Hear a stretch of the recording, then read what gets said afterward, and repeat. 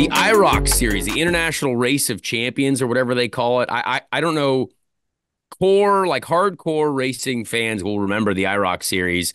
I actually just saw like a video the other, like random videos pop up on Twitter about it all the time. Like Ari Leyendyk retweeted some video of his crash at IMS. And like IROC raced everywhere. It was an amazing series. Weird looking cars, like kind of odd, and they were going super fast.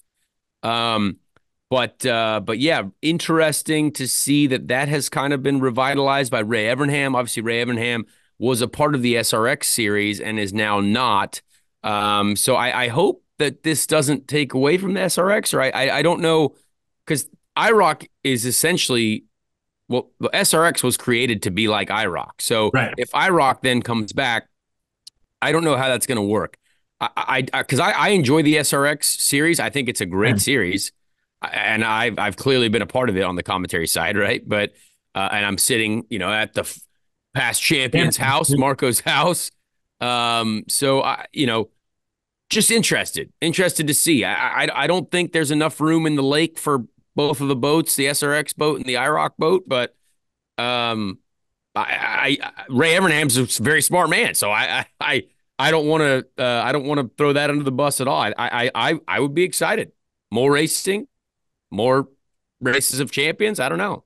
Is this a Will Power double birds here we're seeing? Is Evernham saying, hey, to SRX?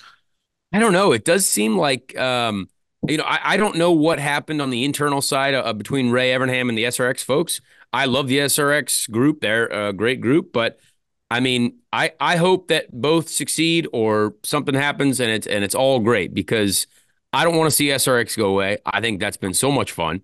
And I would like to see this be exciting. I mean, I love racing. So if you throw more racing at me with cool drivers, cars, whatever it is, I'm going to watch it. So I don't care.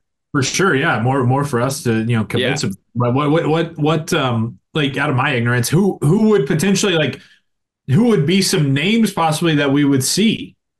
I mean, if they followed the old model of IROC, right? Like, you always remember, all right, Dale Earnhardt Jr. was in this race. Elio Castroneves, Ari Leyendyk, like any big name from both NASCAR and IndyCar were in this series. But you also had like Steve Kinzer, and you had guys like from the dirt realm that were also extremely good drivers. So they basically just tried to go. I mean, essentially, kind of what SRX is doing. They're going for really good drivers from all across the sport, the sports spectrum. So but the IROC cars, they were all very similar paint schemes, and again, you could always find them.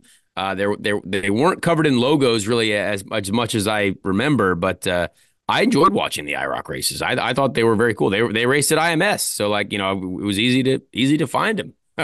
More merch, yeah. Merch, baby. Who knows what'll happen? Honestly, I rock with that. Oh, yeah, there you go.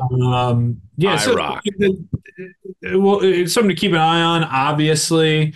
Do we have any, Bobby, Connor? I mean, have you guys seen anything more confirmation of anything news-wise of potential? Hey, this is when it would start up, or is it straight up just, hey, it's been bought, it's a thing now again, and the details are going to come out later? Yeah, just basically the trademark. They got the trademark. And that it's, I think, the very initial stages. I would say there's probably more underneath the hood. And you know what? I see a tweet here that says they plan to host a race this year with historic cars from the series. So, I mean, that would be cool, I guess. A little historic IROC race. That'd be cool. So we'll see. But we'll see.